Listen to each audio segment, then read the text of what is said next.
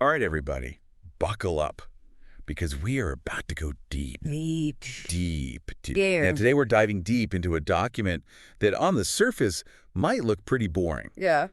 but actually gives us a really fascinating look at the world of national security. Behind the curtain, yeah. It's a request for information, RFI. RFI, from Yeah. the National Geospatial-Intelligence Agency, or NGA. NGA, that's right. And so this RFI, it's titled MOJAVE Functional Area 1 FA1 Non-IT General Services Follow-on Contract. Catchy. Yeah, it's a mouthful. It is a mouthful, but don't let that scare you away. No. Because it's really interesting stuff. What we're going to try to do today is figure out what is the NGA really looking for when it comes to the everyday support that keeps a major intelligence agency running Right.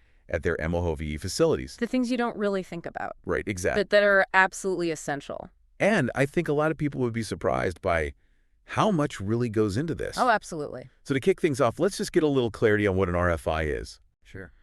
Because you know it's not a contract. No, not yet. Not yet. It's not a guarantee of anything, Right. but it's a very important first step. It is. And they make it very clear in the document itself that it's a request for information only. Only they're saying, tell us what you've got. You're Show right. us your capabilities. What's interesting, though, is that they also mention looking at GSA's Oasis Plus contract vehicle, Yes, Oasis Plus. which I think tells us something interesting about their strategy. Interesting indeed. Because Oasis Plus, this is a government-wide contract that's designed to make it easier to acquire complex professional services. Right. And by specifically calling out small businesses in this RFI, and that includes, veteran-owned businesses, minority-owned businesses, all those different categories. A wide range. The NGA, it seems like they're trying to tap into a wider range of, innovative solutions, Yeah. and also potentially trying to meet specific government contracting goals. Right. The socioeconomic goals that are so important to ensuring a level playing field. Yeah, so let's talk about these general services. Okay. It's a pretty broad term. It is broad, and I think that's intentional. Yeah. What does that really mean? Well, they're looking for a wide range of support for their day-to-day operations. Like, give us some examples. So think of it as the essential infrastructure and assistance that allows their intelligence professionals to concentrate on their core mission. Okay. All the things that have to happen behind the scenes to keep the lights on, so to speak. Right. So it's everything beyond the direct analysis of geospatial data. So, like, what kind of things are we talking about? So we're talking about business and policy administration, Okay. facilities and space management program and project management, Makes sense. interior design, Really? corporate communications training and development for their workforce, and even graphic design. Wow, that's a lot. It is a lot, but it's all essential to support their core mission. And, I mean, this trend of intelligence agencies outsourcing these non-core functions, this is pretty significant. Oh, absolutely. It allows them to really focus their internal resources on those highly specialized tasks. Right. They need to be agile and efficient. Right. And that means focusing on what they do best. And so the overall goal, I mean, the RFI states it pretty clearly, Yeah. is to resolve manpower, reduce administrative burden, and expedite the execution and completion of mission-critical tasks. In other words, free up their own specialized personnel Right. to focus on the real intelligence work. So before we get too deep into the weeds here, let's Yeah. back up a little bit. Okay. The RFI mentions the NGA's place within the U.S. intelligence community. Yeah. And for our listeners who might not be familiar, can you give us just a little background on what the NGA does? Sure. So the NGA is a really crucial player in both the intelligence community and as a Department of Defense combat support agency. And so their main job. Their core mission is to deliver timely, relevant, and accurate geospatial intelligence, or GOINT. GOINT. Yeah. Okay. So think of GOINT as intelligence that's derived from analyzing imagery and geospatial data. Like satellite imagery and stuff like that. Exactly. Satellite imagery, aerial photography, you name it. And this stuff is used for? Oh, it's used for everything from military operations to disaster response to informing really critical national security decisions. Okay, so their work is pretty important. Oh, it's absolutely vital. High stakes. High stakes indeed. So now let's jump into some of the specifics. Okay. The RFI breaks down what they need into these specific requirements. Right. They're labeled A through G and beyond. And beyond. So let's start with requirement A. Okay. This is analysis. Analysis. What kind of support are they looking for in this area? So for analysis, the NGA needs outside help to bolster their analytic expertise and also to act as liaisons with their mission partners. Okay. The goal is to provide integrated GeoINT that directly supports, our national security objectives. And they specify a need for roughly 80 full-time equivalents, or FTEs, in this area. 80, that's a lot of people. Yeah, it is a pretty significant number. It really shows you how important this function is to them. And what are these people going to be doing? Well, the RFI lists a whole bunch of different labor categories that give us a pretty good idea of the skills they're looking for. Okay, so what kind of skills are we talking about? Well, we see business analysts, communication specialists, data scientists, Okay. facility specialists, graphic designers, and visualization specialists, I see. office management and staff officers, policy analysts, program managers, Okay. quality assurance managers, strategic initiative officers, and technical writers. So it's a real mix of, analytical skills and support roles. Exactly, a real blend of expertise. Okay, let's move on to Requirement SI, which is Security and Installation Operations. Okay. This seems pretty Well, important. this is absolutely crucial given the sensitive nature of their work. Yeah. Their whole goal is to be a leader in installation operation facilities, management security, and counterintelligence within both the DOD and the intelligence communities. Wow, so they're not messing around. Not at all. They need to protect their analytical capabilities and all the information they handle. Makes sense. And they're expecting to need around 79 FTEs for this. 79, that's another big number. It is another big number. So what specific types of expertise are they looking for in this area? Well, again, they list a whole bunch of labor categories. Like what? So we see business analysts, corporate communications specialists, design CAD drafters facilities, project managers and specialists, Right. furniture technicians, graphic designers, interior designers, logistics specialists, office management, and staff officers, policy analysts, program manager, Oh, wow. receiving and distribution specialists, strategic space planners, and training and development specialists. So it's really all about making sure those facilities are secure and that everybody knows how to handle sensitive information. Right, they're leaving no stone unturned. Okay, moving on to Requirement C. Okay.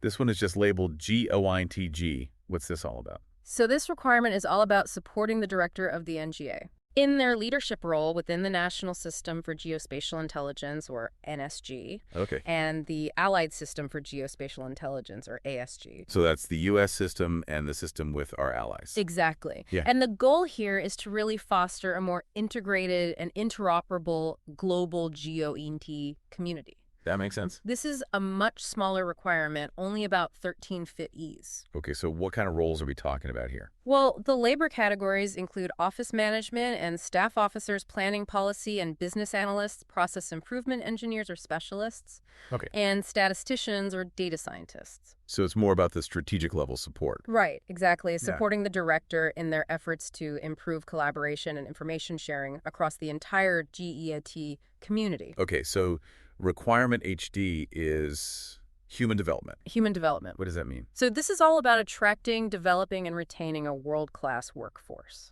Okay, so they're investing in their people. Absolutely. They're looking for innovative programs in this space, and they anticipate needing around 55 FTEs for it. 55, that's a pretty big commitment. It is. It shows how important their workforce is to them. And what kind of skills are they prioritizing for this workforce development? So the labor categories include communication specialists, business analysts, data scientists, GeoIT technical SMEs or subject matter experts. Cool. And those SMEs also need to have data analysis skills, I see. office management and staff officers, program managers, and strategic initiative officers. So they're really looking at the whole life cycle of an employee. Exactly, from attracting them to developing their skills to retaining them long term.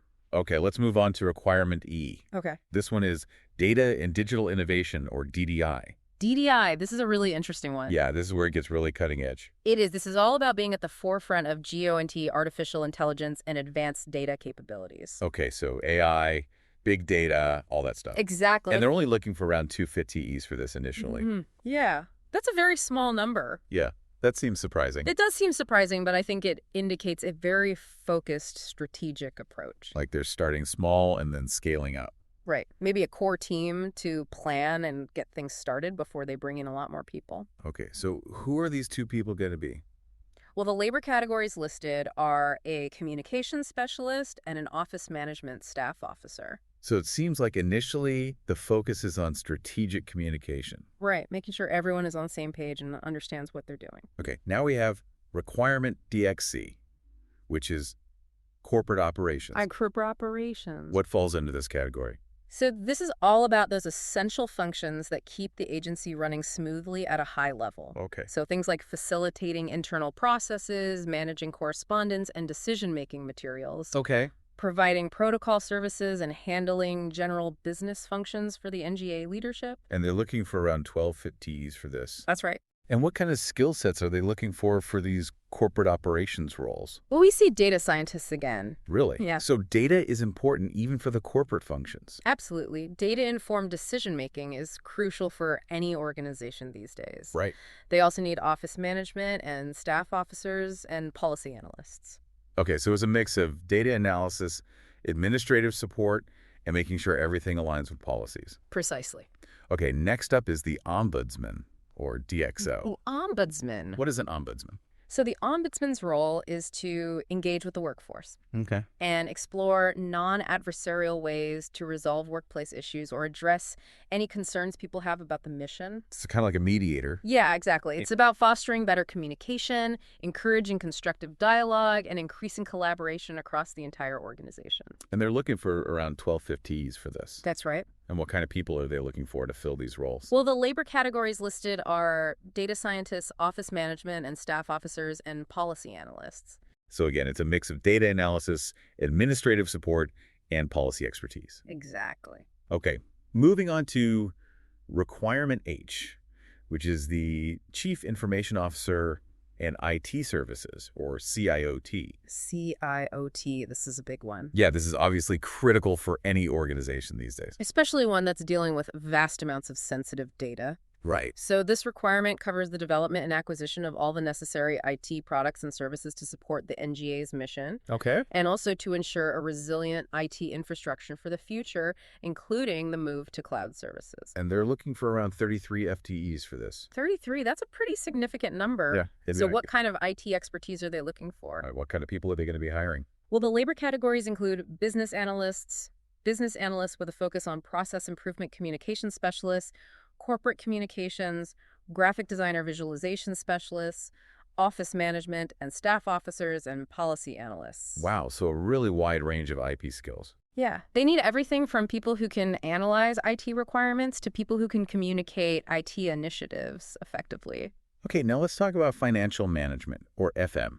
FM. This one seems pretty self-explanatory. It does. It's about providing support for sound financial resource decisions, making sure the agency's money is being used wisely. Right. And this has a very small need, only about 3 FTEs. Okay, so who are they going to be hiring for this? The labor categories listed are corporate communication and office management staff officer. So it's mostly about communication and administrative support. Right. Ensuring that financial information is communicated effectively and that the financial management team has the support they need. Okay, next up is mission management, or MM. What's the focus here? So mission management is all about aligning, integrating, and driving global geo-on-air operations across different missions, intelligence disciplines, and organizations. Okay, so a lot of coordination. A lot of coordination. All right. To ensure that everyone is working together effectively to achieve U.S. national security and defense objectives. And they're anticipating needing around 8 FTEs for this. That's right.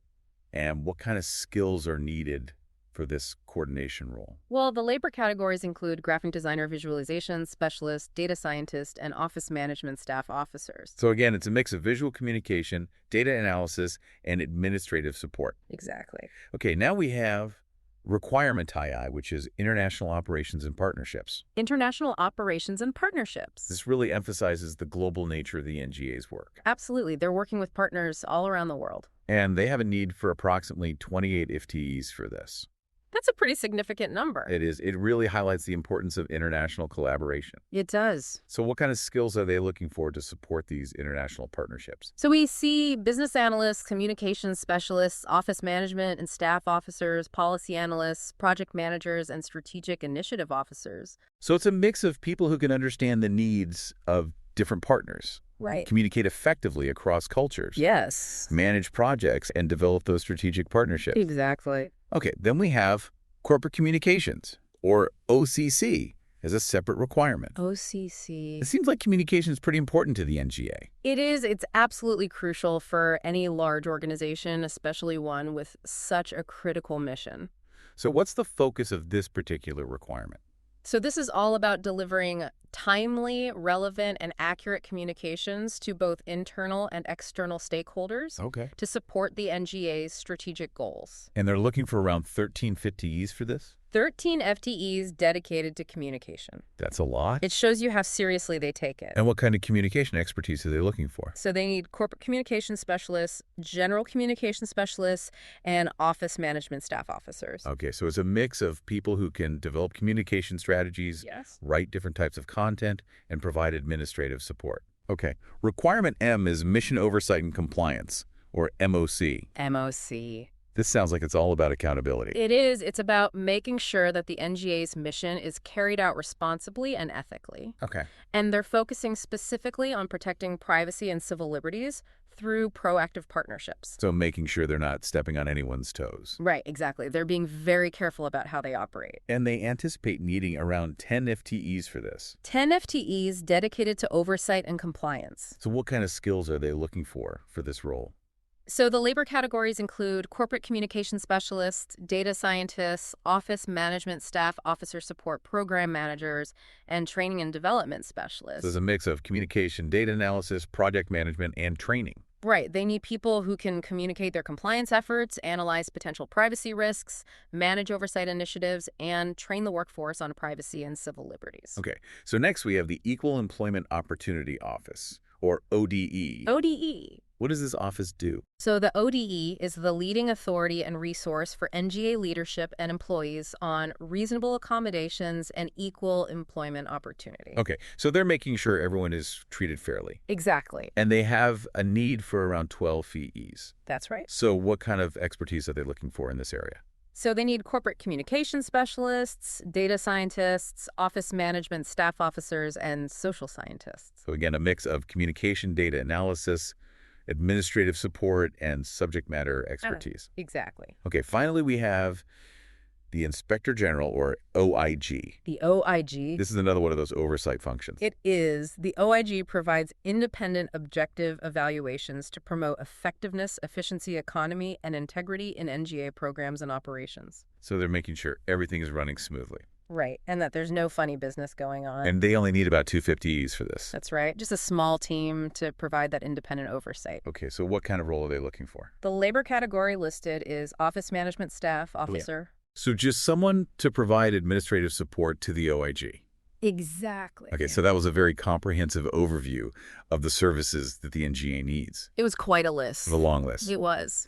But beyond these specific requirements, the RFI also talks about contract management and security. Right. What are the key takeaways there? Well, in terms of contract management, they really emphasize the need for a prime contractor to manage the entire team and all the resources. Okay, so one main point of contact. Exactly. Yeah. And that prime contractor will be responsible for everything from planning and organization to risk management, cost control, and coordinating with the government.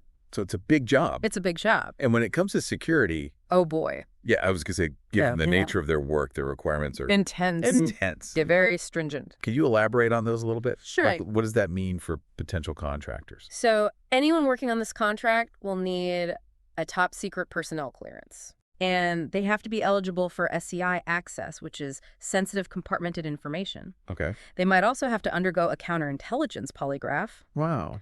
Plus, they'll be subject to the NGA's Security Financial Disclosure Program. And the prime contractor itself? They have to have a Department of Defense top secret facility clearance. So these are some serious hurdles. They are not messing around when it comes to security. No, they are not. And the RFI makes it very clear that any unauthorized release of sensitive information can lead to some very serious consequences. Very serious consequences indeed. Okay, so the RFI also mentions how long this contract is expected to last Right. and where the work will mainly take place. Right. What can you tell us about that? So they're anticipating a 1-year base period with the possibility of 4 additional 1-year option periods. So it could last for 5 years. It could last for 5 years. Okay, and where's the work going to be? Well, the primary work locations will be in the Washington, D.C. metropolitan area, Okay. St. Louis and Arnold, Missouri, then Denver, Colorado. Okay. But they also mentioned that both local and long-distance travel will be required. And potentially even international travel. Right. There's a possibility of other duty locations, both within the U.S. and overseas. Okay, so there's a section in the RFI called Information Requested, Right. where the NGA poses some key questions to potential respondents. They want to know what you've got. Yeah, were there any questions that you thought were particularly insightful? Yes, there were a few that really stood out to me. Like what? Well, question 1 asks if respondents are aware of other federal agencies that have similar requirements. Okay. And if those agencies have utilized socioeconomic set-asides, and if so, they want details about those contracts. So they're trying to learn from others. Exactly. They're being proactive about finding best practices across the government. That's a smart move. It is. What other questions caught your eye? Well, question 2 is all about why small businesses are a viable solution for this particular effort, and how they would handle the complexities of a large hiring activity, including things like payroll benefits administration and employee relations across multiple locations. So they're acknowledging the potential benefits of working with small businesses, Right. but also wanting to make sure that they can handle the scale of this project. Exactly. They're being realistic. Okay, what else? Well, question 3 digs into relevant past performance across 3 different areas: Okay. commercial entities, governmental agencies, Okay. including the NGA and others with similar security requirements, Yes. and non-governmental entities. So they're looking for a diverse range of experience. They're not just looking for companies that have worked with the intelligence community before. Okay. They're open to companies with different backgrounds. That's interesting. And then questions 4 and 5 are all about security. Of course. They want to know if the company has an existing top secret facility clearance. Right. And if they can meet all those stringent security requirements we talked about earlier. Yeah, so they're really hammering home how important security is. Absolutely. It's their top priority. Okay, so the RFI also outlines how potential contractors should respond. Right. What are the key things they need to keep in mind? So the deadline for submitting responses is April 3, 2025. Okay.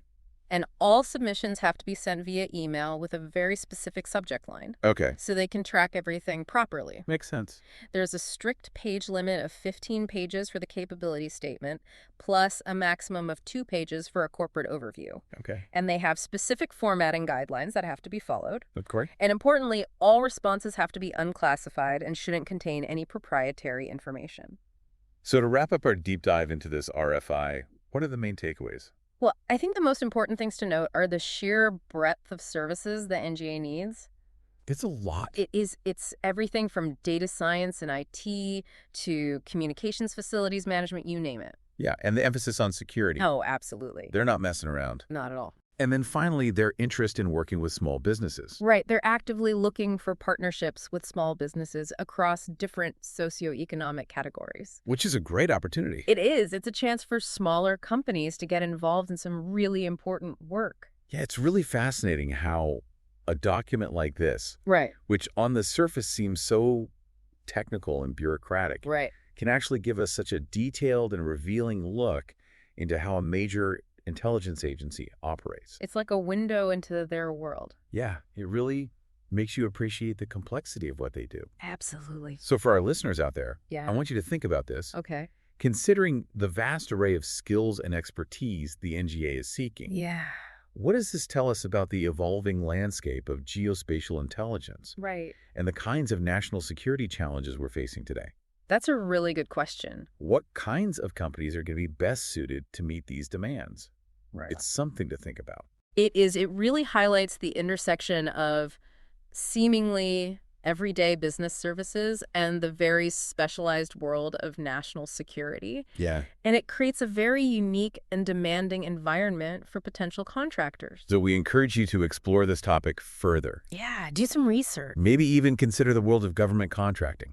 It's an interesting world. It is. A lot of opportunities out there. Yeah, thanks for joining us for this deep dive. It's been a pleasure. Until next time, keep digging deeper. Keep digging.